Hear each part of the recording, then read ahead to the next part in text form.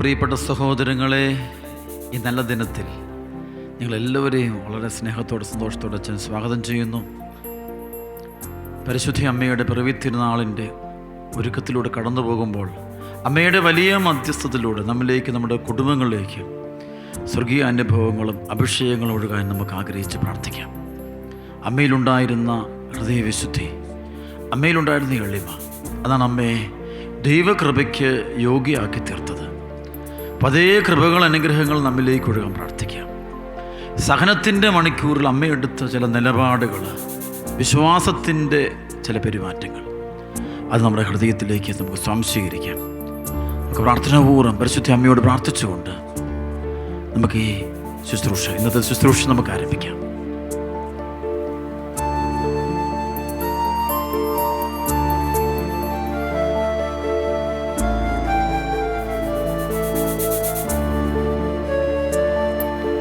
Calvary മലയിൽ സുതനോടൊപ്പം സഹരക്ഷകയാമെന്നമ്മേ,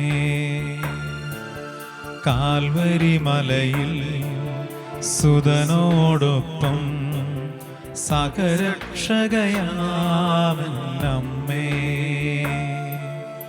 അണയും നീ മക്കൾ നിൻ സവിധേ, നിറകണ്ണുകളോടെ നിൻ സവിധേ, അണയും നീ മക്കൾ നിൻ സവിധേ, നിറകണ്ണുകളോടെ നിൻ സവിധേ. അമ്മേ, തിരുക്കച്ചയാൽ പൊതിയേണമേ, അമ്മേ, തിരുക്കച്ചയാൽ പൊതിയേണമേ, മാതൃസ്നേഹത്തിൻ നറുമണമെന്നിൽ തൂകേണമേ, അമ്മേ തൂകേണമേ, മാതൃസ്നേഹത്തിൻ നറുമണമെന്നിൽ തൂകേണമേ, അമ്മേ തൂകേണമേ. പരിശുദ്ധ അമ്മേ, അമ്മയുടെ വലിയ സംരക്ഷണം ഞങ്ങൾക്ക് തരണമേ. ഞങ്ങളുടെ കുടുംബങ്ങൾ സമാധാനത്തിൽ വസിക്കാൻ, മാതാപിതാക്കളും മക്കളും തമ്മിൽ സ്നേഹത്തിൽ ജീവിക്കാൻ, അനുസരണത്തിൻ്റെ കുടുംബങ്ങളായിട്ട് മാറാൻ, സന്ധ്യാപ്രാർത്ഥനയുള്ള ദൈവവചനം പഠിക്കുന്ന, തിരുസഭയോടും വിശ്വാസത്തോടും വിശ്വസ്തത കാണിക്കുന്ന കുടുംബങ്ങളായിട്ട് ഞങ്ങളുടെ കുടുംബങ്ങൾ മാറാൻ വേണ്ടി പ്രാർത്ഥിക്കണമേ. പ്രത്യേകിച്ച് ഈ നാളുകളിൽ ലോകം മുഴുവനും അന്ധകാരം കുമിഞ്ഞുകൂടുമ്പോൾ, പാപത്തിൻ്റെ തിന്മയുടെ അന്ധകാരം പ്രപഞ്ചം മുഴുവനും കുന്നുകൂടുമ്പോൾ ദൈവിക സംരക്ഷണം ഞങ്ങൾക്ക് ലഭിക്കുവാൻ അമ്മ ഞങ്ങളുടെ കൂടെയായിരിക്കും, ഞങ്ങൾക്ക് വേണ്ടി മധ്യസ്ഥയായി നിന്ന് പ്രാർത്ഥിക്കുകയും ചെയ്യണേ. സഹനത്തിൻ പാതയിൽ സാക്ഷ്യമാകാതെ കണ്ണീർ തൂകി ഞാൻ നിന്നിടുമ്പോൾ, കണ്ണീർ തൂകി ഞാൻ നിന്നിടുമ്പോൾ, സഹനത്തിൻ പാതയിൽ സാക്ഷ്യമാകാതെ കണ്ണീർ തൂകി ഞാൻ നിന്നിടുമ്പോൾ, കണ്ണീർ തൂകി ഞാൻ നിന്നിടുമ്പോൾ, അമ്മേ,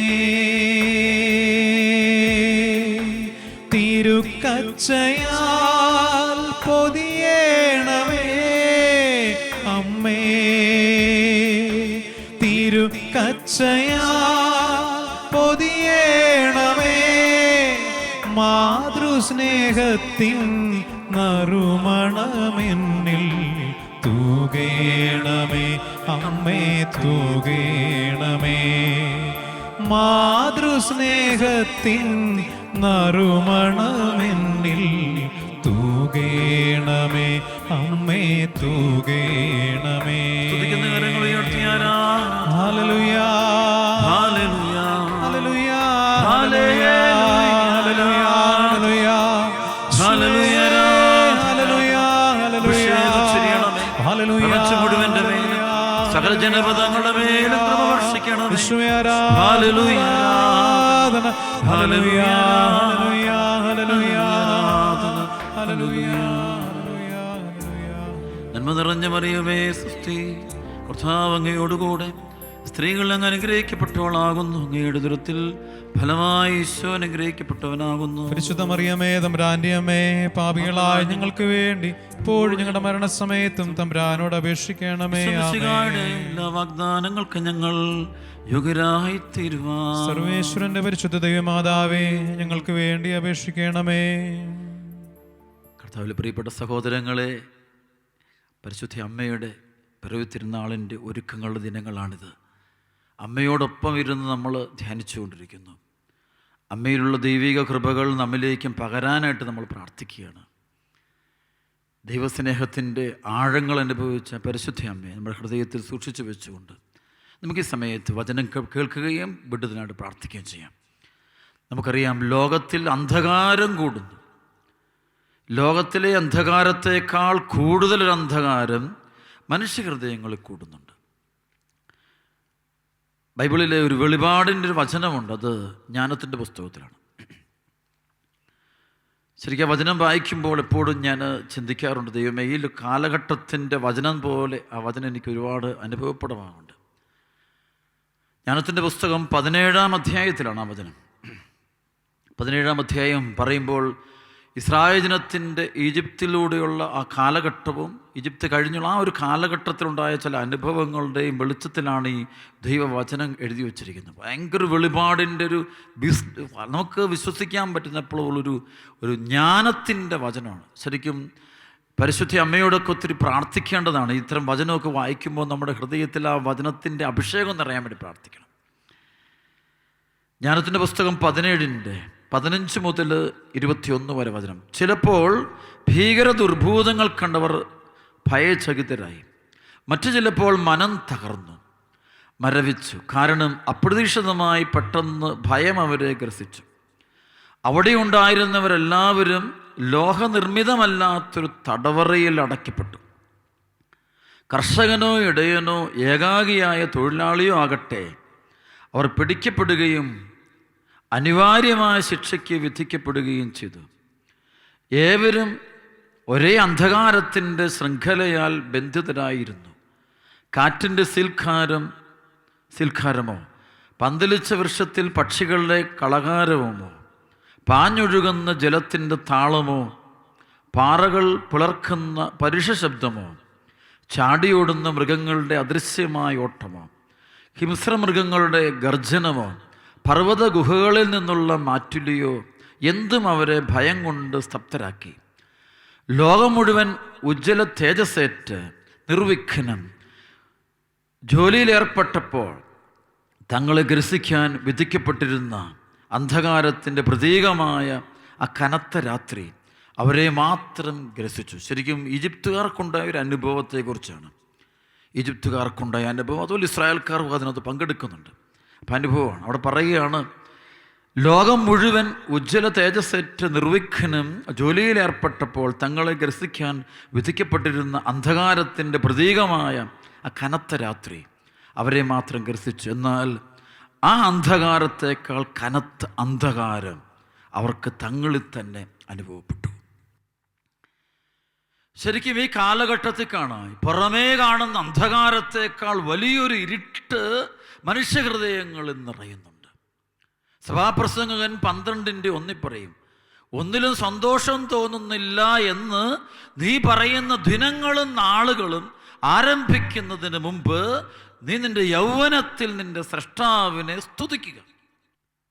ഒന്നിലും സന്തോഷം തോന്നുന്നില്ല ഇത് നീ പറയുന്ന ദിനങ്ങളും നാളുകളും ആരംഭിക്കുന്നതിന് മുമ്പ് നിന്റെ യൗവനത്തിൽ നിന്റെ സ്രഷ്ടാവിനെ സ്തുതിച്ചാൽ ഒന്നിനും, അതായത് ഉള്ളിൽ വലിയൊരു അന്ധകാരം നിറഞ്ഞൊരു കാലഘട്ടം. ഇതിനെയാണ് ജെറമിയ പ്രവാചകന്റെ പുസ്തകത്തിൻ്റെ 4-ന്റെ-14 വചനമുണ്ട്. ജെറമിയ 4:14. ജെറുസലേമേ, നിന്റെ ഹൃദയത്തിൽ നിന്നും ദുഷ്ടത കഴുകിക്കളയുക, എന്നാൽ നീ രക്ഷപ്പെടും. എത്ര നാളാണ് നീ ദുഷിച്ച ചിന്തകളും പേര് നടക്കുക? ജെറുസലേമേ, നിന്റെ ഹൃദയത്തിൽ നിന്ന് ദുഷ്ടത കഴുകിക്കളയുക, എന്നാൽ നീ രക്ഷപ്പെടും. രക്ഷപ്പെടണമെങ്കിൽ ഉള്ളിൽ നിന്ന് ഇരുട്ട് പോകണം, അന്ധകാരം പോയാലേ മനുഷ്യന് രക്ഷപ്പെടാൻ പറ്റുള്ളൂ, അവൻ്റെ തീരുമാനങ്ങൾ ശരിയാകുള്ളൂ. ഞാൻ പലരോടും പറയുന്നൊരു കാര്യമുണ്ട്. പണ്ടെൻ്റെ ജീവിതത്തിൽ ഞാൻ കൊച്ചച്ഛനായിരിക്കുന്ന സമയത്ത് എൻ്റെ വികാരിച്ചൻ്റെ കൂടെ ഇരുന്നപ്പോൾ ആദ്യകാലങ്ങളിൽ അച്ഛൻ നൽകിയ ഒരു ചെറിയൊരു ഉപദേശം. ഞങ്ങളിൽ ഒരുമിച്ചിരിക്കുമ്പോൾ ഞങ്ങളിങ്ങനെ സന്ധ്യയ്ക്ക് ഭക്ഷണം കഴിക്കുന്ന സമയത്ത് അച്ഛൻ പറയുകയാണ്, നമുക്ക് ദേഷ്യമോ കോപമോ അരശോ ഒക്കെ ഉള്ളപ്പോൾ ഞായറാഴ്ച കുർബാനയുടെ ഇടയിൽ പ്രസംഗിച്ചില്ലേലും കുഴപ്പമൊന്നുമില്ല. ഒരു പ്രസംഗം വിട്ടുപോയാലും കുഴപ്പമൊന്നുമില്ല. കാരണം ആ സമയത്ത് നമുക്ക് ചിലപ്പോൾ നമ്മൾ വേണ്ടാത്ത കാര്യങ്ങൾ നമ്മൾ പറഞ്ഞു പോകും, അത് പറയാൻ പാടില്ലാത്ത കാര്യങ്ങൾ പറഞ്ഞു പോകും. അപ്പം അതൊരു കാര്യം അച്ഛൻ പറഞ്ഞപ്പോൾ എനിക്കൊന്നൊരു ചിന്തയുള്ളൂ. അതായത് ചിലപ്പോൾ നമ്മുടെ മനസ്സിൽ വെറുപ്പും വിദ്വേഷവും പകയും അഹങ്കാരവും അസ്വസ്ഥതയും നിറയുമ്പോൾ എടുക്കുന്ന തീരുമാനങ്ങളെല്ലാം തെറ്റിപ്പോവും. അത് കുടുംബജീവിതത്തിന് തീരുമാനം എടുക്കുമ്പോഴോ ചിലപ്പോൾ ഈ പ്രേമബന്ധങ്ങളൊക്കെ നടക്കുന്നിടത്തെ എന്തോരാണ് തകർന്നു വരിപ്പണമായി പോകുന്നത്. കാരണം എന്താ, ഇവൾ രാവിലെ ഇറങ്ങി ഓടുകയാണ്, ഈ ഓട്ടത്തിൽ അവൻ്റെ പുറകെ ഓടി. ഇതെങ്ങനെ ഓടിയാൽ നിൽക്കുന്നതിനാണ്. ഞാൻ പലപ്പോഴും ഈ പെൺകുട്ടികളും ആൺകുട്ടികളും മക്കളെ, ഈ പ്രേമവിവാഹത്തെക്കുറിച്ച് നിങ്ങൾ ഒറ്റയ്ക്ക് ഒരിക്കലും തീരുമാനം എടുക്കരുത്. നിങ്ങൾക്ക് ഭൂമിയെ വിശ്വസിക്കാവുന്ന ഒന്ന് നിങ്ങളുടെ പേരൻസാണ്. പേരൻസിൻ്റെ അല്ലെങ്കിൽ നിങ്ങളുടെ സഹോദരങ്ങൾ, അല്ലെങ്കിൽ നിങ്ങളുടെ ഫസ്റ്റ് കസിൻസ്, അങ്ങനെ നിൽക്കണം. നിങ്ങൾ ചെറുപ്പം മുതൽ നിങ്ങൾ ഒരുപാട് സ്നേഹിക്കുകയും നിങ്ങളെ ബഹുമാനിക്കുകയും ചെയ്യുന്ന നിങ്ങളുടെ കുടുംബത്തിൽപ്പെട്ട കുറേ ആളുകളുണ്ട്. നിങ്ങളുടെ ആ രക്തബന്ധത്തിൽ നിൽക്കുന്ന കുറേ ആളുണ്ട്, നിങ്ങൾക്കറിയാവുന്ന ചില ആൾക്കാർ. അപ്പോൾ അവരോട് ചോദിക്കണം. ഒന്ന് ഫ്രണ്ട്സിനോട് പോലും ചോദിക്കാൻ സൂക്ഷിക്കണം.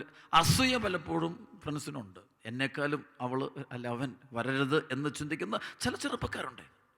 അപ്പോൾ ചിലപ്പോൾ അങ്ങനെ അതുകൊണ്ട് ചില പ്രേമബന്ധങ്ങൾ കൂട്ടിക്കൊടുത്തതും സ്നേഹിതര്, പൊട്ടിച്ചതും സ്നേഹിതര്, വിവാഹം നടത്തിയതും അവർ, ഡിവോഴ്സ് നടത്തിയതും സ്നേഹിതര്. പ്രസലോഷം അപ്പം എല്ലാം കൂടെ ഒരുമിച്ച് അവരങ്ങ് ചെയ്തതാണ്. പിന്നെ ഒരുമിച്ചങ്ങ് ചെയ്താൽ മതിയാകുന്നില്ല, ഇത്രയും പ്രശ്നം വരത്തില്ല.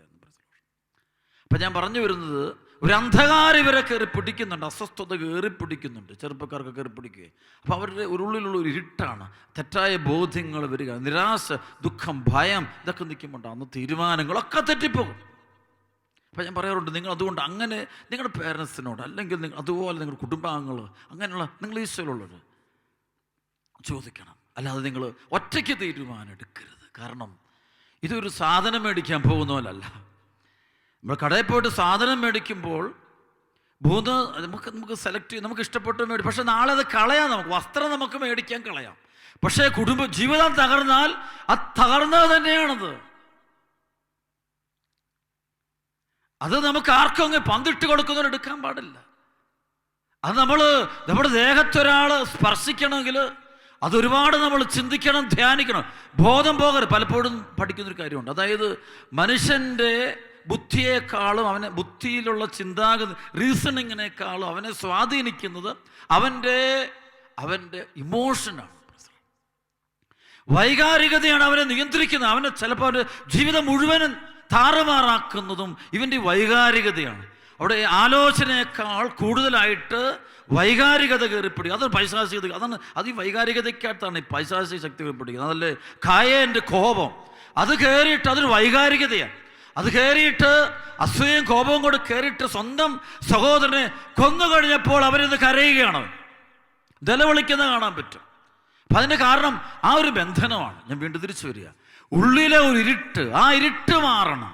ഇരുട്ട് നമ്മുടെ ഉള്ളിൽ കടന്നാൽ അത് നമ്മുടെ ജീവിതത്തെ മുഴുവൻ ബാധിക്കണം. വിവാഹമൊക്കെ വരുമ്പോൾ അവിടെ പ്രാർത്ഥന വേണം, പള്ളി പോകണം. ഇപ്പം മതം മാറിയൊക്കെയുള്ള ചില വിവാഹങ്ങൾ കേൾക്കുമ്പോൾ എനിക്ക് അതിനോട് ഒരിക്കലും യോജിപ്പില്ല. അത് കാരണം വേറൊന്നുമല്ല, ഒരു വിശ്വാസത്തിൻ്റെ കൊടക്കീഴിലെ ഒരു കുടുംബം നിൽക്കുകയുള്ളൂ എന്ന് ഞാൻ വിശ്വസിക്കുന്നു. വിശ്വാസം എന്നത് നമുക്ക് ഇഷ്ടമുള്ള പോലെ അങ്ങ് മാറാൻ ഏറ്റവും മനുഷ്യൻ്റെ ജീവിതം നിലനിൽക്കുന്ന പലപ്പോഴും കുടുംബ ബന്ധങ്ങൾ വരുമ്പോഴും ഭാര്യയുടെയോ അല്ലെങ്കിൽ ഭർത്താവിൻ്റെയോ പുണ്യഗുണങ്ങൾ കൊണ്ടോ കഴിവ് കൊണ്ടൊന്നുമില്ല ഒരു കുടുംബം മുന്നോട്ട് പോകുന്നത്. ഒരു കുടുംബം മുന്നോട്ട് പോകുക, അതിൻ്റെ മുകളിലുള്ള ദൈവത്തിൻ്റെ സാന്നിധ്യമാണ് ആ കുടുംബത്തിൻ്റെ നിലനിൽപ്പിൻ്റെ കാര്യം. അല്ലാതെ വീടിൻ്റെ പണമോ നേട്ടമോ ഉയർച്ചയൊന്നുമല്ല, മക്കളുടെ വിദ്യാഭ്യാസമൊന്നുമല്ല. അപ്പം അതിന് മുകളിലുള്ള ദൈവം. ഒരു ഭാര്യയും ഭർത്താവും തമ്മിൽ ഒരു പ്രശ്നമുണ്ടായാൽ, അല്ലെങ്കിൽ ഒരു ഭാര്യ മരിച്ചു പോയാൽ, ഭർത്താവ് മരിച്ചു പോയാൽ, അല്ല മക്കൾക്കൊരു രോഗം വന്നാൽ അവിടെ കൈപിടിച്ച് നടത്തി ചിലപ്പോൾ കൂടെ നിൽക്കുന്നവർ പോലും കാലുവാരുന്ന അനുഭവങ്ങൾ ഉണ്ടാകുമ്പോൾ അതിനു മുകളിലുള്ളൊരു ബന്ധം, ഈശോയുമായിട്ടുള്ളൊരു ബന്ധം, ആ ബന്ധമുണ്ടെങ്കിൽ ഒരു കുടുംബത്തിന് മുന്നോട്ട് പോകാൻ പറ്റുള്ളൂ. ഞാൻ എന്തിനാ ഈ ഉള്ളിൽ ഈ അന്ധകാരം? ഞാൻ വേറൊരു കാര്യത്തിലേക്ക് പോകാൻ വേണ്ടിയാണ് ഇന്ന് വചനം പറഞ്ഞത്. എഫെസൂസ് ലേഖനത്തിൻ്റെ 4:18-19-20 വചനം. അതായത് ഹൃദയ കാഠിന്യ നിമിത്തം അജ്ഞത ബാധിച്ചവർ ബുദ്ധിയിൽ അന്ധകാരം നിറഞ്ഞ് ദൈവത്തിൻ്റെ ജീവനിൽ നിന്ന് അകറ്റപ്പെട്ടിരിക്കുന്നു. ശരിക്കും കുഞ്ഞുങ്ങൾക്ക് പലർക്കും ദൈവവിശ്വാസമില്ല. കാരണം ബുദ്ധിയിൽ അന്ധകാരം, ബുദ്ധിയിൽ അവിശ്വാസം വെച്ചുകൊണ്ട് ദൈവരാജ്യത്തിൻ്റെ വഴി പോകാൻ പറ്റത്തില്ല. ഞാൻ വർഷങ്ങൾക്ക് മുമ്പ് ഞങ്ങൾക്ക് ദൈവവചനം പഠിക്കുന്ന കാലഘട്ടം, പരിശുദ്ധാത്മാവിനെ ഒരുപാട് തൊട്ടൊരു കാലഘട്ടം. അതിന് മുമ്പത്തെ ഞാൻ പറയാം, ആ ഒരു 1995 വചനം കേട്ട് എൻ്റെ ആത്മാവ് ജ്വലിച്ചൊരു സമയം. അതിനു മുമ്പ് ഞാനൊരു ബുദ്ധിജീവിയാണെന്ന് പറയും. ഞാൻ ചിലപ്പോഴൊക്കെ ഞാൻ പറയും, ഞാൻ യുക്തിവാദിയെക്കാലം ഞാൻ ക്വസ്റ്റ്യനിങ് ചെയ്യുന്ന ആളുകൾ, ഭയങ്കര ആർഗ്യുമെൻ്റ് നടത്തുന്ന ആളായിരുന്നു ഞാൻ. എന്നിട്ട് തർക്കുത്തരം പറയുന്ന ഒരാൾ, ആരെയും തോക്കരുതെന്നൊരു ചിന്തയാണ്. വാചക കസർത്ത് കൊണ്ട് ചിലപ്പോൾ എൻ്റെ കൂടെയുള്ളവരോട് ഞാൻ ബഹളം വെക്കുമായിരുന്നു, തർക്കങ്ങൾ പെടുമായിരുന്നു, വാഗ്വാദങ്ങൾ. പക്ഷേ അവിടെയൊക്കെ ഞാൻ എങ്ങനെയെങ്കിലും ഫിലോസഫിക്കലാണ് എന്ന് ഓർമ്മിക്കുന്നു. എൻ്റെ ഒരു സ്നേഹിതൻ്റെ കൂടെ ഞങ്ങൾ വൈകിട്ട് ഇങ്ങനെ വർത്തമാനം പറഞ്ഞു, ഇങ്ങനെ ഏതൊരു philosophical subject, meaning of life എന്തോ, അതായത് മനുഷ്യജീവിതത്തിൻ്റെ അർത്ഥം ഏതോ കാര്യം പറഞ്ഞ് ചർച്ച ചെയ്ത് രാത്രി 10 മണിക്ക് തുടങ്ങിയത് തീരാതായത് ഒരു 3 മണിയായിട്ടും ചർച്ച തീരുന്നില്ല. എപ്പോഴും എനിക്ക് ചിന്ത ഇങ്ങനെ പോയിക്കൊണ്ടിരിക്കും. അതങ്ങനെയാണല്ലോ, റൊട്ടേഷനാണല്ലോ, തീരുന്നില്ല. അപ്പോൾ അപ്പുറത്തെ കട്ടിലിൽ കിടന്നിരുന്ന് ഞങ്ങളുടെ സ്നേഹിതർ ഒന്നാമത്തെ ഉറക്കം കഴിഞ്ഞ് എഴുന്നേറ്റിട്ട് എനിക്കിട്ടും എൻ്റെ സ്നേഹിതനിട്ടും തല്ല് തന്നിട്ട് കൊണ്ട് കിടത്തിയൊരു സംഭവം എൻ്റെ മനസ്സിൽ കിടപ്പുണ്ടേ. അപ്പോൾ അന്നോട്ട് എനിക്ക് മനസ്സിലായി, ചിന്തിച്ചുകൊണ്ടിരുന്നാൽ ജീവിതകാലം കൊണ്ട് ചിന്തിച്ചുകൊണ്ടിരിക്കാൻ പറ്റും, ഒരു ഗുണവും ഇല്ല. മനസ്സിലാവും. ചില വീട്ടിലുള്ള ചില അപ്പന്മാരിങ്ങനെ ഭയങ്കര യുക്തി പറഞ്ഞുകൊണ്ടിരിക്കും. പറഞ്ഞ് സമയവും ആയുസ്സും ജീവിതവും ചെയ്യേണ്ട ഉത്തരവാദിത്തങ്ങളെല്ലാം പോകും. ചില യുവാക്കളുടെ യുവതികളുണ്ട്, പള്ളി പോകാനോ പ്രാർത്ഥിക്കാനോ പറയുമ്പോൾ അങ്ങ് തുടങ്ങും അങ്ങോട്ട്. അത് പറഞ്ഞ് വീട്ടിൽ കലഹവും പ്രശ്നവും പ്രാർത്ഥന ചെയ്യുന്ന എല്ലാം തീരുകയാണ്. കാരണം നീണ്ടു കാരണം തീരുകയല്ല. മനുഷ്യൻ്റെ ഫിലോസഫി അതവൻ മരിച്ചു കഴിഞ്ഞിട്ടും ഒരു 10 വർഷം കഴിഞ്ഞിട്ട് അവൻ്റെ ഫിലോസഫി തീരുള്ളൂ. മനസ്സിലാവും. അവൻ്റെ ചിന്താഗതികൾ ഇങ്ങനെ, അതാണ് ബുദ്ധിയിൽ, അതാണ് ഇൻ്റലക്ച്വൽ ഡാർക്ക്നെസ്. ബൈബിളിൽ ഇൻ്റലക്ച്വൽ ഡാർക്ക്നെസ്സിനെ കുറിച്ച് ഏറ്റവും സുന്ദരം അതിനെന്നറിയാവോ? 1 കൊരിന്ത്യർ 3:18-19 ആരെങ്കിലും ഈ ലോകത്തിൽ ജ്ഞാനിയെന്ന് വിചാരിക്കുന്ന പക്ഷം യഥാർത്ഥ ജ്ഞാനിയാകേണ്ടതിന് അവൻ തന്നെ ഭോഷനാക്കട്ടെ. കണ്ടോ, ഭോഷനാകണം, അറിവ് കളയണം. എനിക്കിതൊന്നും അറിയത്തില്ലെന്ന് പറയാൻ പറ്റുന്ന അന്ന്. ആരെങ്കിലും ഈ ലോകത്തിൽ ജ്ഞാനി എന്ന് വിചാരിക്കുന്ന പക്ഷം യഥാർത്ഥ ജ്ഞാനി, അവൻ ജ്ഞാനി അല്ലെന്ന് പറഞ്ഞ്, അവൻ ദൈവത്തെ അറിയാത്തൊരുവൻ ജ്ഞാനിയല്ല, അറിവ് തികഞ്ഞവനല്ല, അവൻ അറിവിന് കുറവുണ്ട്, ഉറപ്പാണത്. അപ്പോൾ ആരെങ്കിലും ഈ ലോകത്തിൽ ജ്ഞാനിയെന്ന് വിചാരിക്കുന്ന പക്ഷം യഥാർത്ഥ ജ്ഞാനിയാകേണ്ടതിന് അവൻ തന്നെ ഭോഷനാക്കട്ടെ. എന്നാൽ ഈ ലോകത്തിൻ്റെ വിജ്ഞാനം ദൈവത്തിന് ഭോഷത്വമാണ്. ബൈബിള് പറയുന്ന എന്താ നോക്കിയേ, ഈ ലോകത്തിൻ്റെ വിജ്ഞാനങ്ങൾ ദൈവത്തിന് ഭോഷത്വമാണ്. ദൈവമില്ല, സ്വർഗവുമില്ല, നരകമൊന്നുമില്ല, പാപം ചെയ്ത കുഴപ്പമൊന്നുമില്ല, പാപത്തിൻ്റെ പരിണിതഫലമൊന്നുമില്ല, ആത്മാവില്ല, ജീവനില്ല, ഭക്ഷിക്കുക, തിന്നുക, കുടിക്കുക, ആസ്വദിക്കുക എന്നിങ്ങനെയുള്ള ചില ഒരു എപ്പിക്യൂരിയനിസിൻ്റെ അല്ലെങ്കിൽ ഹെഡണിസം എന്ന് പറയുന്ന പോലത്തെ ചില തിയറികളുണ്ടല്ലോ, അല്ലെങ്കിൽ ചില നിരീശ്വരവാദ ചിന്തകൾ. അപ്പോൾ അത് കുഴപ്പമൊന്നുമില്ല. ആരെ ഉപദ്രവിച്ചാലോ, ആരെ കൊന്നാലോ, എങ്ങനെ കാര്യം നടക്കുക, മാർഗം ഏതായാലും കുഴപ്പമില്ല, ലക്ഷ്യം നന്നായാൽ മതി. മാർഗം ഏതായാലും കുഴപ്പമില്ല, ലക്ഷ്യം നന്നായാൽ മതി. ഇങ്ങനെ അത് ബൈബിളല്ലത്, അത് വേറെ പിശാചിൻ്റെ ബൈബിളാണത്. പിശാചിൻ്റെ സ്വത്ത്, പിശാച് പഠിപ്പിക്കുന്ന കാര്യമാണത്. അതായത് മാർഗം ഏതായാലും മനുഷ്യൻ നന്നായാൽ മതി. അങ്ങനെയല്ല. ഈശോ പറഞ്ഞെന്താണ്? ശത്രുക്കളെ സ്നേഹിക്കുവേൻ, പീഡിപ്പിക്കുന്നവർക്ക് വേണ്ടി പ്രാർത്ഥിക്കുവേൻ, ശപിക്കുന്നവരെ അനുഗ്രഹിക്കുവേൻ.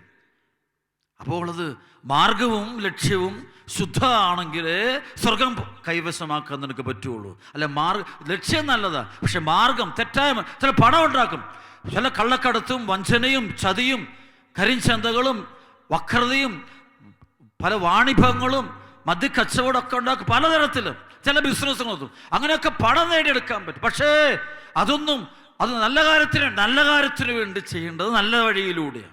നേരായ വഴിയിലൂടെ ഉണ്ടാക്കുന്ന പണം കൊണ്ടാണ് നമ്മൾ കുടുംബത്തെയും മക്കളെയും ജീവിത പങ്കാളിയെയും തലമുറകളെയും വളർത്തുന്നത് എങ്കിൽ അത് നിലനിൽക്കും. അവിടെ കാണുകയുള്ളൂ അല്പസമാധാനമൊക്കെ, അല്ലാത്തടത്ത് സമാധാനം. പണവും കാണും, എല്ലാ സെറ്റപ്പ് കാണും. വീട്ടിലെല്ലാ നല്ല മുറികൾ, നല്ല കസേരകൾ, നല്ല ബെഡുകൾ, നല്ല മുറികൾ, എല്ലാം നല്ല വെൽ ഫർണിഷ്ഡ്, നല്ല ഇൻറ്റീരിയർ, എക്സ്റ്റേണൽ, എല്ലാ സംഭവങ്ങളും എക്സലൻ്റ് ആയിരിക്കും. But men don't have peace of mind. സമാധാനത്തിൻ്റെ മനസ്സമാധാനം ഉണ്ടാകണോ നിർബന്ധമില്ല. കാരണം അവിടെ ദൈവത്തിന് മാത്രം സ്ഥാനമില്ല.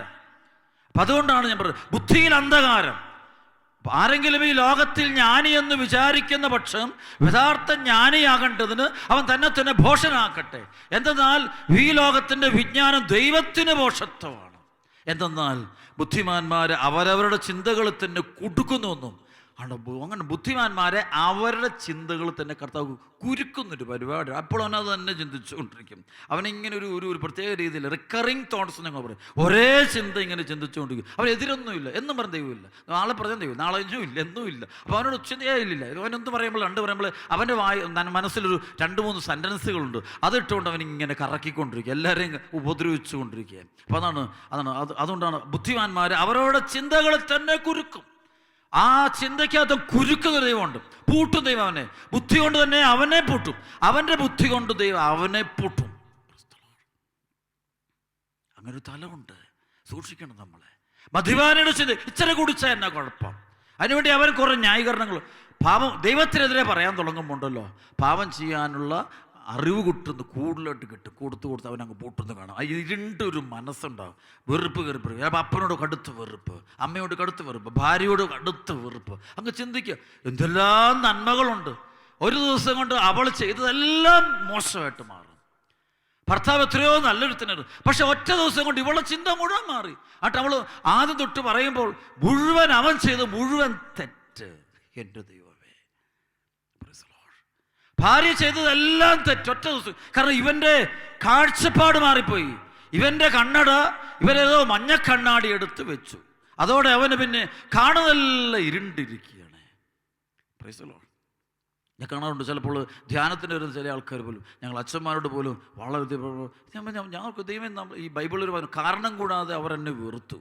ഒരു കാരണവുമില്ല വെറുക്കാൻ. എന്താണാവോ ഇതിൻ്റെ കാരണമുണ്ട്. അത് അവരുടെ ഉള്ളിലുണ്ടായ ഏതോ ഒരു കണ്ണാടി എടുത്തു ആ ആംഗിളിലൂടെ, ആ ഒരു ചിന്തയിലൂടെ, ആ ഒരു പാപകരമായ ബുദ്ധിയിലൂടെ കാര്യങ്ങളെ വീക്ഷിക്കുന്നു, വിശകലനം ചെയ്യുന്നു. അപ്പോൾ അവർക്ക് അപകടമുണ്ടാകുന്ന അഭിഷേകം മുഴുവൻ ചോർന്നു പോകുന്ന കാണാൻ പറ്റുമേ. ഞാൻ വീണ്ടും വരിക. അപ്പോൾ ബുദ്ധിയിൽ അന്ധകാരം. വീണ്ടും 2 കൊരിന്ത്യർ 4:4.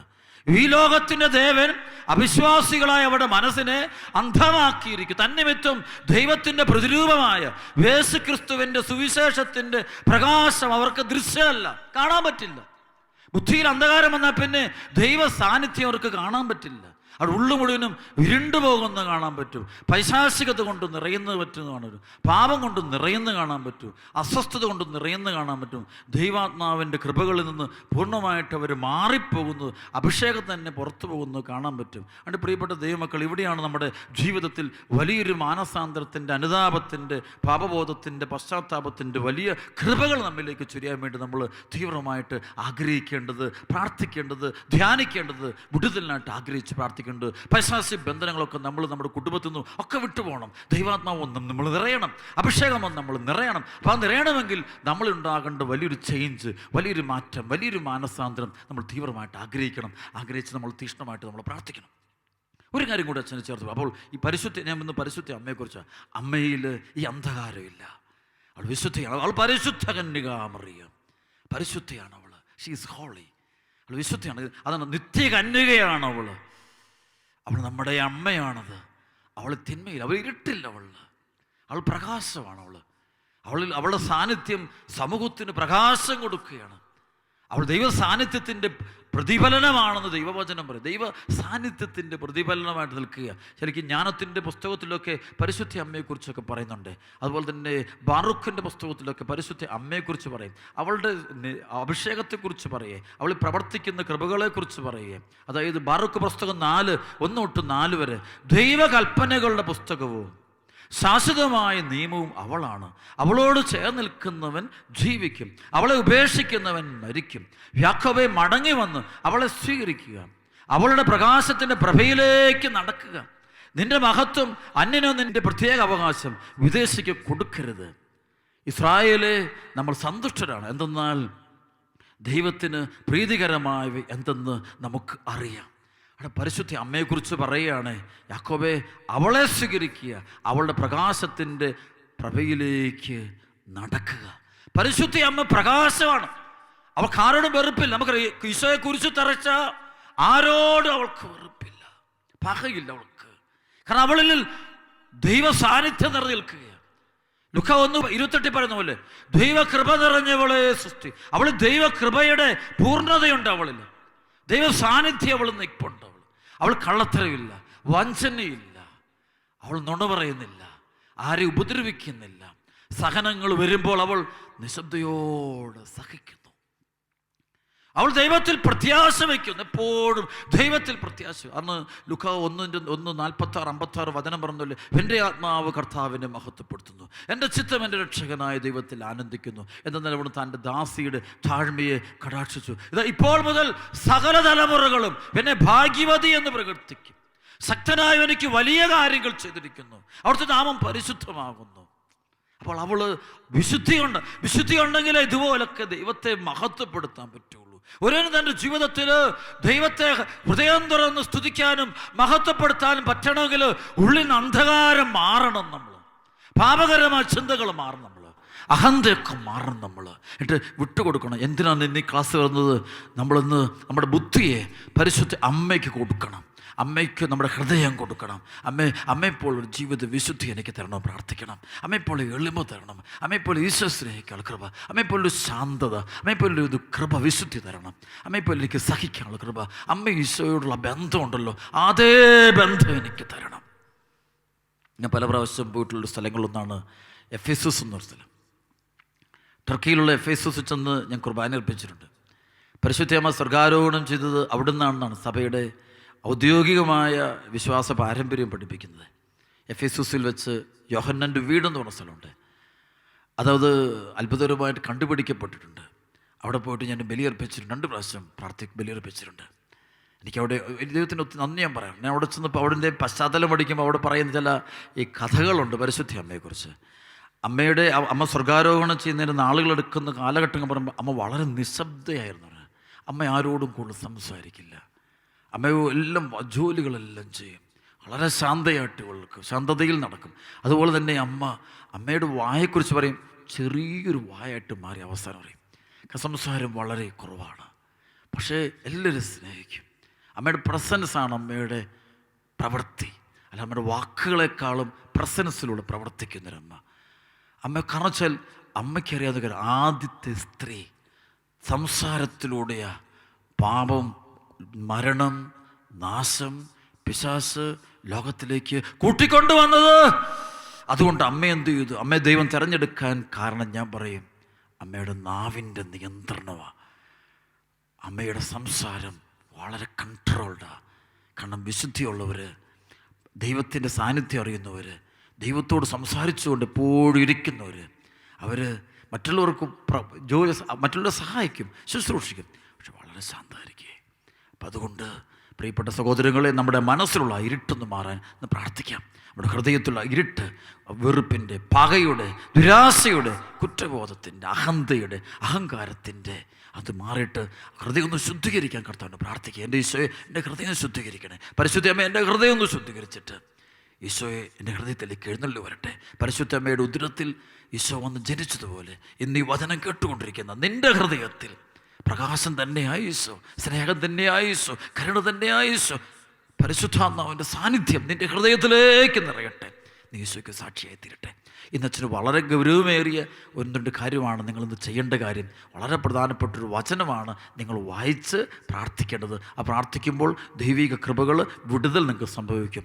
എഫേസസ് ലേഖനം 6-ാം അധ്യായത്തിൻ്റെ 10 മുതൽ 20 വരെയുള്ള വചനം, അവസാനമായി കർത്താവിലും അവിടുത്തെ ശക്തിയുടെ പ്രാഭവത്തിലും ആ വചനം പൈശാചിക ശക്തിയുടെ ഇരുട്ട് മാറാനുള്ളൊരു വചനമാണ്. അത് നിങ്ങൾ അന്നേ ദിവസം ഒരു 7 പ്രാവശ്യം നിങ്ങൾ ചൊല്ലി പ്രാർത്ഥിക്കണം. 7 times.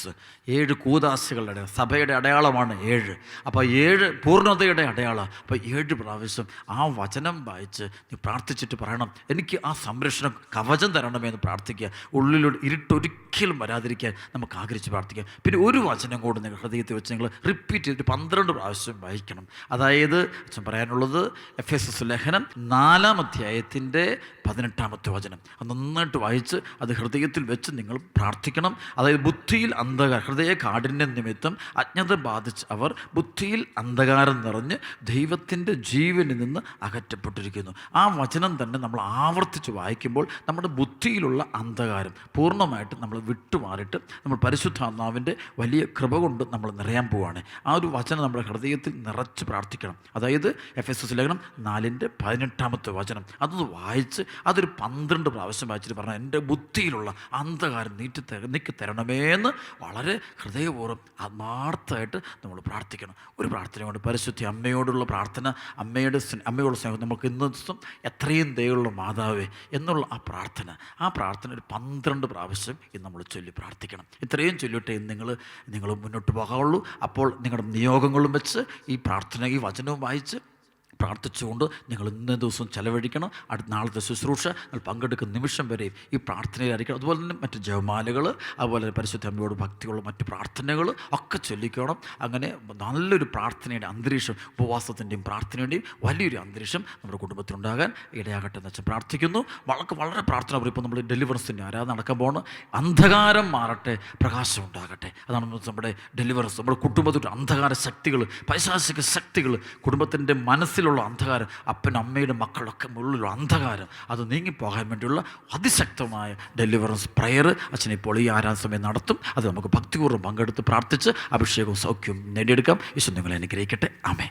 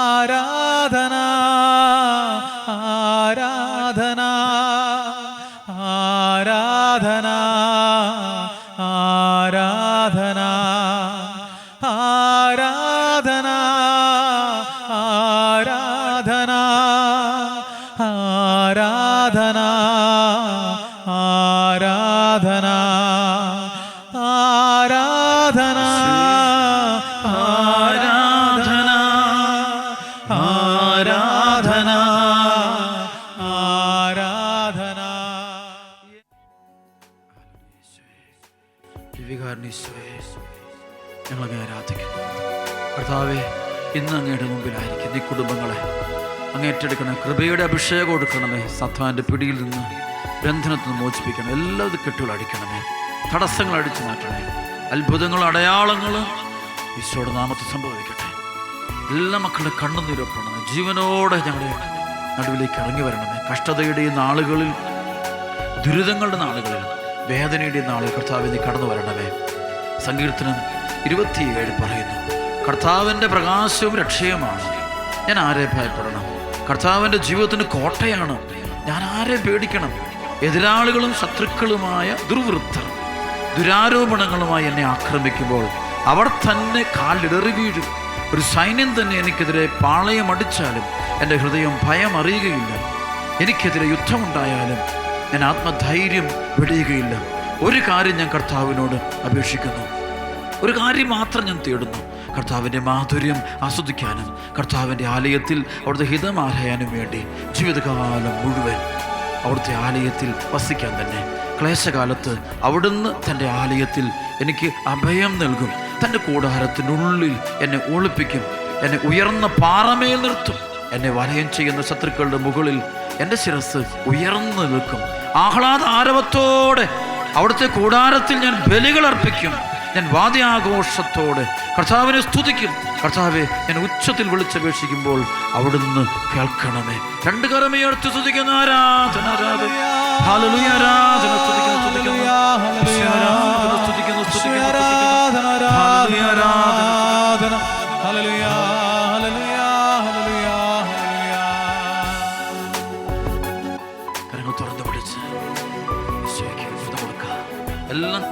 കണ്ണുനീരും വേദന കൊടുത്ത്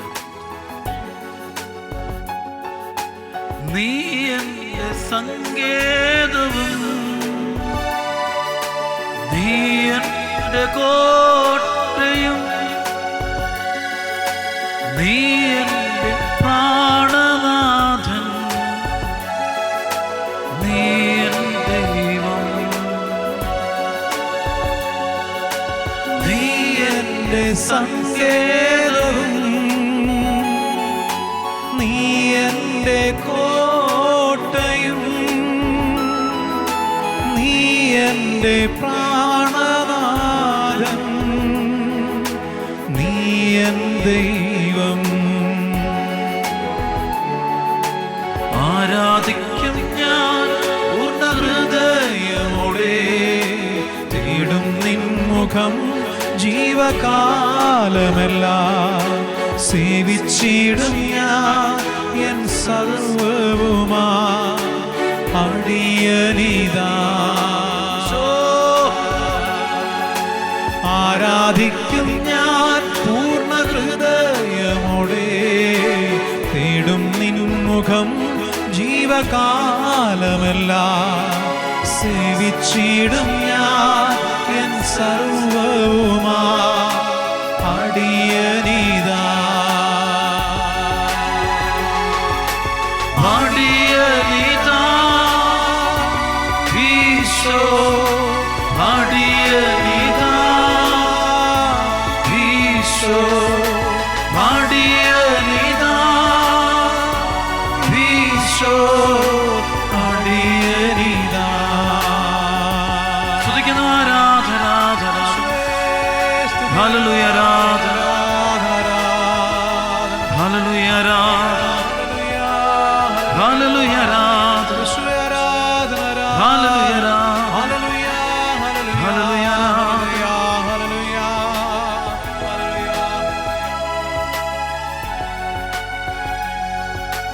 You are my refuge. You are my fortress. You are my friend in need, and you are my God. You are my refuge. You are my fortress. You are my friend in need, and you are my God. I will worship you with all of my heart. I will seek your face all through my life, and I will serve you, Lord, with all that I have. Here I am.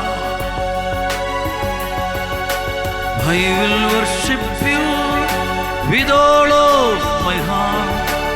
I will seek your face all through my life, and I will serve you, Lord, with all that I have.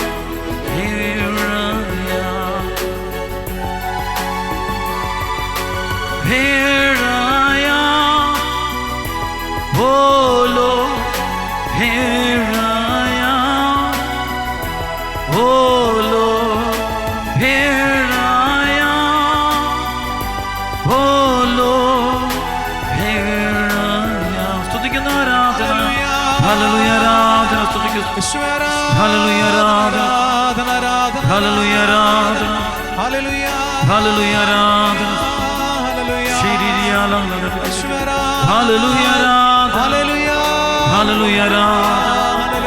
തടസ്സങ്ങളെല്ലാം അടിയട്ടെ യേശുനാമത്തിൽ. എല്ലാ ബന്ധനം അടിക്കുന്നു. ഈ സമയത്ത് നമ്മുടെ കുടുംബങ്ങളിലേക്ക് ഈശോയുടെ സാന്നിധ്യം കടന്നു വരാൻ പോകും. എല്ലാ മക്കളും അടയാളങ്ങളും അത്ഭുതങ്ങളും രോഗശാന്തികൾ സംഭവിക്കട്ടെ. പാപരോഗ പൈശാചിക പീഡകൾ തടസ്സങ്ങൾ കെട്ടുകൾ എല്ലാം അടിയട്ടെ യേശുനാമത്തിന്റെ ശക്തിയാൽ. അന്ധകാരം മാറട്ടെ, പ്രകാശമുണ്ടാകട്ടെ. ദൈവവചനത്തിന്റെ ശക്തിയാൽ അത്ഭുതങ്ങളും അടയാളങ്ങളും വിടുതലുകളും ഇപ്പോൾ തന്നെ ഓരോ വ്യക്തിയിലും ഓരോ കുടുംബത്തിലും സംഭവിക്കട്ടെ പ്രാർത്ഥിക്കുന്നു. മത്തായി 8:16-17 സായാഹ്നമായപ്പോൾ അനേകം പിശാച് ബാധിതരെ അവർ അവൻ്റെ അടുത്ത് കൊണ്ടുവന്നു. അവൻ അശുദ്ധാത്മാക്കളെ വചനം കൊണ്ട് പുറത്താക്കുകയും എല്ലാ രോഗികളെ സുഖപ്പെടുത്തുകയും ചെയ്തു. സംഭവിക്കട്ടെ. കരങ്ങൾ ഉയർത്തി ഹല്ലേലൂയ, ആരാധന. ഹല്ലേലൂയ, ആരാധന.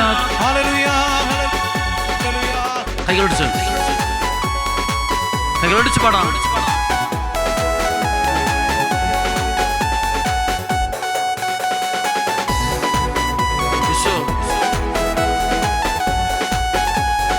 ആരാധിക്കുന്നേ, ഞങ്ങൾ ആരാധിക്കുന്നേ, ആത്മനാഥനേശ്വരനെ ആരാധിക്കുന്നേ. ആരാധിക്കുന്നേ, ഞങ്ങൾ ആരാധിക്കുന്നേ, ആത്മനാഥനേശുവിനെ ആരാധിക്കുന്നേ. ആരാധിക്കുന്നേ, ഞങ്ങൾ ആരാധിക്കുന്നേ, ആത്മാവിലും സത്യത്തിലും ആരാധിക്കുന്നേ. ആരാധിക്കുന്നേ, ഞങ്ങൾ ആരാധിക്കുന്നേ, ആത്മാവിലും സത്യത്തിലും ആരാധിക്കുന്നേ. സെറാഫുകൾ ആരാധിക്കും പരിശുദ്ധനെ, സന്തോഷത്താൽ സ്വന്തം മക്കൾ ആരാധിച്ചിടും. സെറാഫുകൾ ആരാധിക്കും പരിശുദ്ധനെ, സന്തോഷത്താൽ സ്വന്തം മക്കൾ ആരാധിച്ചിടും. ബന്ധന വഴിയും കെട്ടുകളഴിയും ആരാധനയെങ്കിൽ, കോട്ടകൾ തകരും ബാധകൾ ഒഴിയും ആരാധനയെങ്കിൽ. ബന്ധന വഴിയും കെട്ടുകളഴിയും ആരാധനയെങ്കിൽ, കോട്ടകൾ തകരും ബാധകൾ ഒഴിയും ആരാധനയെങ്കിൽ. അപ്പോസ്തലർ രാത്രികാലെ ആരാധിച്ചപ്പോ ചങ്ങല പൊട്ടി ബന്ധിതരെല്ലാം മോചിതരായല്ലോ. അപ്പോസ്തലർ രാത്രികാലെ ആരാധിച്ചപ്പോൾ ചങ്ങല പൊട്ടി ബന്ധിതരെല്ലാം മോചിതരായല്ലോ. ഹല്ലേലൂയ, ആരാധന, ആരാധന, ഹല്ലേലൂയ, ആരാധന. സ്തുതിക്കുന്നു, സ്തുതിക്കുന്നു, സ്തുതിക്കുന്നു. കരമുടിയെത്തി ഈശോ ബന്ധനമടുത്ത് സ്തുതിക്കുന്നു. ബന്ധനടിയട്ടെ, കെട്ടഴിയട്ടെ. പാപവൈശാസിക പീഡകള്, അസ്വസ്ഥതകള്, കുടുംബ തകർച്ചകള്, നിരാശകൾ എല്ലാം മാറിപ്പോട്ടെ. യേശുനാമത്തിന്റെ ശക്തി, യേശു ക്രിസ്തുവിന്റെ രക്തം, അത്ഭുതങ്ങളും അടയാളങ്ങളും ഉണ്ടാകട്ടെ. പരിശുദ്ധാത്മ ശക്തി ഒഴുകട്ടെ. കൈകളടിച്ച് പാടാം. ഈശോ, ഈശോയേ, ഈശോ. അപ്പോസ്തലർ രാത്രികാലെ ആരാധിച്ചപ്പോ ചങ്ങല പൊട്ടി ബന്ധിതരെല്ലാം മോചിതരായല്ലോ. അപ്പോസ്തലർ രാത്രികാലെ ആരാധിച്ചപ്പോൾ ചങ്ങല പൊട്ടി ബന്ധിതരെല്ലാം മോചിതരായല്ലോ. രക്തം, തിരുരക്തം ഞങ്ങൾ വീഴട്ടെ, പാപം പാപം നീങ്ങിപ്പോകട്ടെ. രക്തം, തിരുരക്തം ഞങ്ങൾ വീഴട്ടെ, പാപം പാപം നീങ്ങിപ്പോകട്ടെ. രക്തം, തിരുരക്തം ഞങ്ങൾ വീഴട്ടെ, സത്താൻ സത്താൻ നീങ്ങിപ്പോകട്ടെ. രക്തം, തിരുരക്തം ഞങ്ങൾ വീഴട്ടെ, സാത്താൻ സാത്താൻ നീങ്ങിപ്പോകട്ടെ. രക്തം, തിരുരക്തം ഞങ്ങൾ വീഴട്ടെ, പാപം പാപം മാഞ്ഞു പോകട്ടെ. രക്തം, തിരുരക്തം ഞങ്ങൾ വീഴട്ടെ, പാപം പാപം മാഞ്ഞു പോകട്ടെ. രക്തം, തിരുരക്തം ഞങ്ങൾ വീഴട്ടെ, ബന്ധനം ബന്ധനം അഴിഞ്ഞു പോകട്ടെ. രക്തം, തിരുരക്തം ഞങ്ങൾ വീഴട്ടെ, ബന്ധനം ബന്ധനം അഴിഞ്ഞു പോകട്ടെ.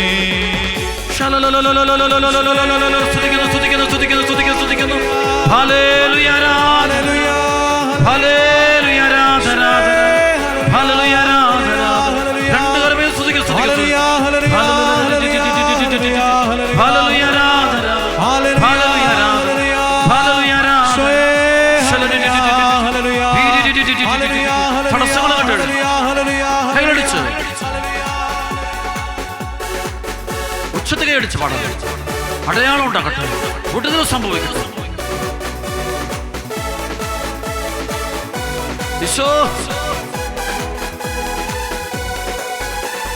പരിശുദ്ധാത്മാവിന്റെ ദാനങ്ങളും വരങ്ങൾ എന്നിൽ ചൊരിയണമേ. ദൈവിക ശക്തി, ആത്മീയ ശക്തി എന്നിൽ പകരണമേ. പരിശുദ്ധാത്മാവിന്റെ ദാനങ്ങളും വരങ്ങളും എന്നിൽ ചൊരിയണമേ. ദൈവിക ശക്തി, ആത്മീയ ശക്തി എന്നിൽ പകരണമേ. പരിശുദ്ധാത്മാവിന്റെ ദാനങ്ങളും വരങ്ങളും എന്നിൽ ചൊരിയണമേ. ദൈവിക ശക്തി, ആത്മീയ ശക്തി എന്നിൽ പകരണമേ. പരിശുദ്ധമാവിന്റെ ദാനങ്ങളും വരങ്ങളും എന്നിൽ ചൊരിയണമേ. ദൈവിക ശക്തി, ആത്മീയ ശക്തി എന്നിൽ പകരണമേ. നിന്റെ തിരുരക്തത്താൽ എന്നെ കഴുകണമേ, നിന്റെ തിരുച്ചോരയാൽ കഴുകണമേ. നിന്റെ തിരുരക്തത്താൽ എന്നെ കഴുകണമേ, നിന്റെ തിരുച്ചോരയാൽ എന്നെ കഴുകണമേ.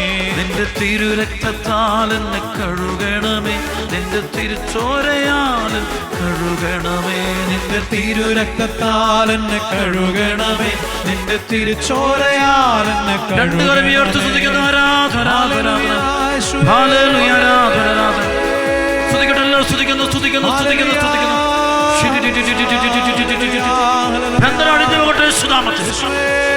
ദൈവകൃപയോടുകട്ടെ പരിശുദ്ധ ശക്തിയോട് അഭിഷേകങ്ങളോടുകട്ടെ പ്രാർത്ഥിക്കുന്നു. എല്ലാ പൈശാചിക പീഡകളും രോഗങ്ങൾ അടിയട്ടെ പ്രാർത്ഥിക്കുന്നു. ദൈവാത്മാവ് ഇറങ്ങട്ടെ എന്ന് പ്രാർത്ഥിക്കുന്നു.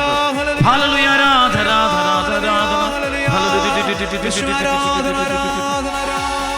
കരങ്ങൾ തുറന്നു പിടിക്കട്ടെ, കണ്ണടച്ച് പിടിക്കട്ടെ. കരങ്ങൾ തുറന്നു പിടിക്കുന്നു, കണ്ണടച്ച് പിടിക്കുന്നു. എല്ലാ നിയമവും സമർപ്പിച്ച് പ്രാർത്ഥിക്കുന്നു, എല്ലാ വിഷമങ്ങളും സമർപ്പിച്ച് പ്രാർത്ഥിക്കട്ടെ. ഇതാ പരിശുദ്ധ കുർബാനയിൽ ജീവനോട് ഇരിക്കുന്ന ഈശോ ഇപ്പോൾ നിന്റെ കാര്യത്തിൽ ഇടപെടാൻ പോവുക. നിന്റെ വേദനയും കർത്താവ് ഇടപെടാൻ പോവുക. നിന്റെ തകർച്ചകൾ ഈശോ ഇടപെടാൻ പോവുക. യെശയ്യാ പ്രവാചകന്റെ പുസ്തകത്തിൽ 41 അധ്യായത്തിൻ്റെ 8 മുതൽ 16 വരെയുള്ള വചനം സംഭവിക്കട്ടെ.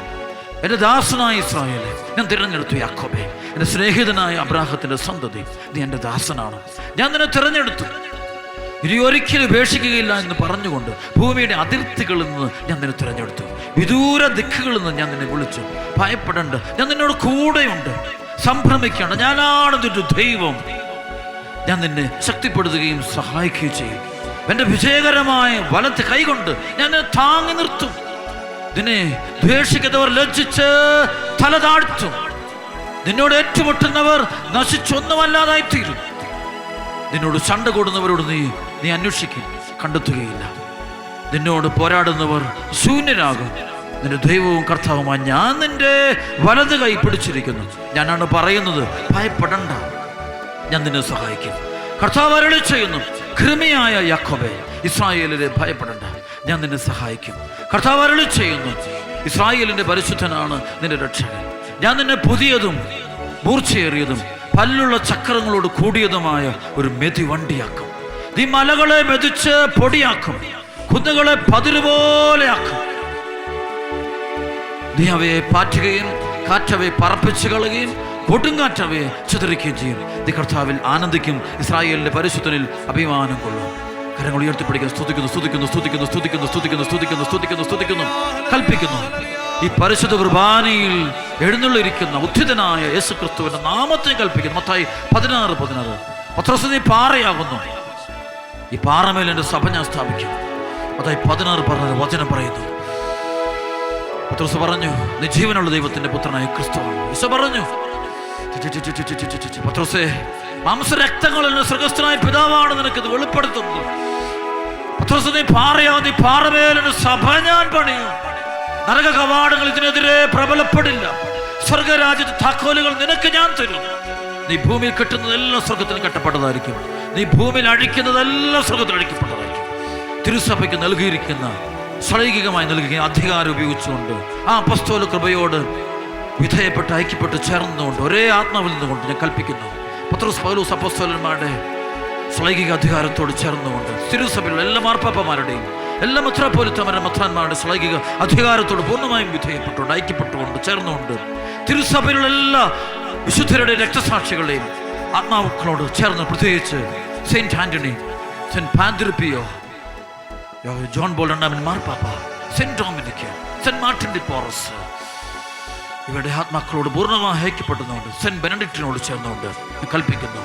ദേശത്തിന്റെ മേൽ, കുടുംബങ്ങളുടെ മേൽ, രാജ്യങ്ങളുടെ മേല് ഈ കുടുംബങ്ങൾ അദൃശ്യ ശക്തികൾ, ഈ കുടുംബങ്ങളെ നശിപ്പിച്ചുകൊണ്ടിരിക്കുന്ന അദൃശ്യ ശക്തികൾ നശിപ്പിക്കുക. ആത്മീയ വളർച്ച തകർക്കുന്ന, കുടുംബ വളർച്ച തകർക്കുന്ന, സ്നേഹം നശിപ്പിക്കുന്ന, വിദ്വേഷം പരത്തുന്ന, അസൂയ പരത്തുന്ന, മ്ലേച്ഛത പരത്തുന്ന, വെറുപ്പ് പരത്തുന്ന, പ്രാർത്ഥന നശിപ്പിക്കുന്ന, ആത്മനാശത്തിലേക്ക് ദൈവമക്കൾ കൂട്ടിക്കൊണ്ടുപോകുന്ന സകല പൈശാചിക ആത്മാക്കളോട് ഞാൻ കൽപ്പിക്കുന്നു. ആ പുരാതന സർപ്പത്തോട് കൽപ്പിക്കുന്നു. പിശാചിന്റെ തല തകർത്തവളായ പരിശുദ്ധ അമ്മയുടെ വലിയ മധ്യസ്ഥത്തോട് ചേർന്നുകൊണ്ട് ഞാൻ ആജ്ഞാപിക്കുന്നു. ജീവിക്കുന്നവനായ ദൈവത്തിന്റെ പുത്രനായ യേശുനാമത്തിൽ യേശയ്യ 11:5-9 വചനത്തിന്റെ ആജ്ഞാദണ്ഡുകൊണ്ട് ബന്ധിക്കുന്ന യേശു ക്രിസ്തുവിന്റെ നാമത്തിൽ അവയെ ബന്ധിക്കുന്ന ശ്രമത്തിൽ, സാത്താന്റെ പ്രവർത്തനങ്ങൾ ബന്ധിക്കുന്ന ശ്രമത്തിൽ ഈ കുടുംബങ്ങളെ ബന്ധിച്ച് ബഹിഷ്കരിക്കുന്നു. ഈ കുടുംബങ്ങൾ എല്ലാ വ്യക്തിയും വിട്ടുപോകണമെന്ന് കർത്താവിന്റെ പാദത്തിലേക്ക് പോകണം ഞാൻ കൽപ്പിക്കുന്നു. ഈ നിമിഷം പോകണം കൽപ്പിക്കുന്നു. ഫിലിപ്പിയർ 2:9-11 എല്ലാ നാമങ്ങളുടെ മുകളിലുള്ള നാമമായ യേശു ക്രിസ്തുവിന്റെ നാമത്തിന്റെ മുമ്പിൽ ഈ സൃഷ്ടപ്രപഞ്ചമുള്ള സകലതും മുട്ടുമടക്കട്ടെ. എല്ലാ പിശാചുകളും മുട്ടുമടക്കട്ടെ. യേശു കർത്താവാണെന്ന് ഏറ്റുപറയട്ടെ. എല്ലാ ഹൃദയങ്ങളും അധരങ്ങളും യേശു കർത്താവ് ഏറ്റുപറയട്ടെ. എല്ലാ മക്കളും പരിശുദ്ധാത്മാവ് നിറയട്ടെ. ജീവിത വിശുദ്ധി കൊണ്ട് നിറയട്ടെ. പരിശുദ്ധാത്മ കൊണ്ട് നിറയട്ടെ. ദൈവകൃപയാൽ നിറയട്ടെ എന്ന് കൽപ്പിക്കുന്നു, പ്രാർത്ഥിക്കുന്നു. ആത്മാവിന്റെ വരങ്ങൾ കൃപകൾ ലഭിക്കട്ടെ എന്ന് പ്രാർത്ഥിക്കുന്നു. ദൈവകൃപ വെളിപ്പെടട്ടെ എന്ന് പ്രാർത്ഥിക്കുന്നു. സ്തുതിക്കണം, സ്തുതിക്കുന്നു. അല്പനേരം കരങ്ങൾ ഉയർത്തുന്ന ഈ സമയത്ത് അടയാളങ്ങളും അത്ഭുതങ്ങളും വിടുതലും ബന്ധനങ്ങളും വിടുതലും എല്ലാ മക്കൾക്കും ലഭിക്കട്ടെ. സ്തുതിക്കുന്നു. ഹല്ലേലൂയ. ആരാധന ആരാധന. സ്തുതിക്കുന്നു സ്തുതിക്കുന്നു സ്തുതിക്കുന്നു സ്തുതിക്കുന്നു സ്തുതിക്കുന്നു.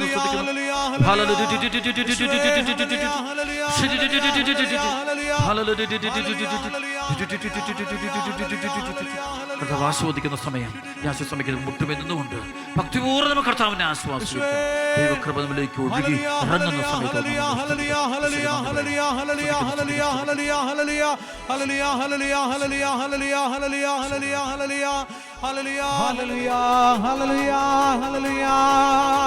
Jesus, hallelujah, Shoe, Shoe, Shoe, Shoe, hallelujah, hallelujah, hallelujah, hallelujah, hallelujah, hallelujah, hallelujah. യേശുവേ ആരാധന ആരാധന ആരാധന ആരാധന ആരാധന. ഹല്ലേലൂയ. യേശുവേ ആരാധന ആരാധന ആരാധന. ഹല്ലേലൂയ. യേശുവേ ഹല്ലേലൂയ. യേശുവേ ആരാധന. ഹല്ലേലൂയ ഹല്ലേലൂയ ഹല്ലേലൂയ ഹല്ലേലൂയ ഹല്ലേലൂയ ഹല്ലേലൂയ ഹല്ലേലൂയ. ജീസസ് ഹല്ലേലൂയ ഹല്ലേലൂയ ഹല്ലേലൂയ ഹല്ലേലൂയ ഹല്ലേലൂയ ഹല്ലേലൂയ ഹല്ലേലൂയ ഹല്ലേലൂയ. പരിശുദ്ധ പരമദിവ്യകാരുണ്യത്തിന് നേരവും ആരാധനയും സ്തുതിയും പുകഴ്ചയും ഉണ്ടായിരിക്കട്ടെ.